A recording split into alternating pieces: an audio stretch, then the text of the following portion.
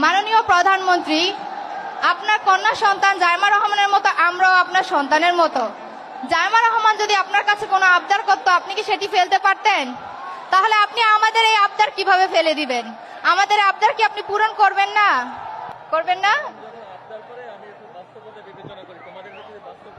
অবশ্যই ইনশাল্লাহ করব।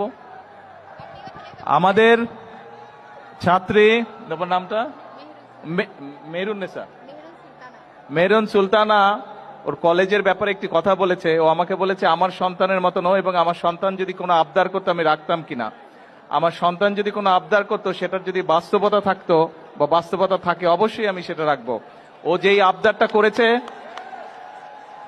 আমাদের শিক্ষামন্ত্রী মিলন, উনি এই চাঁদপুরেরই সন্তান, ওনাকে আমি এখনই নির্দেশনা দিব এটার বিষয়টার কি সম্ভাব্যতা আছে সবকিছু বিবেচনা করে। হ্যাঁ, কি ঠিক আছে? শুনেছেন? শুনেন নাই? আচ্ছা ঠিক আছে, তুমি তোমার কলেজের পক্ষ থেকে একটা দরখাস্ত দাও আমার কাছে। ওখানে যাও, গিয়ে প্রিন্সিপাল স্যারের সাথে কথা বলে একটা দরখাস্ত দাও, তারপরে আমি দেখছি। সরকারের কিছু আইন কানুন আছে, কাজেই আমরা চেষ্টা করব সম্ভাব্যতা যাচাই করে বাস্তবায়ন করতে।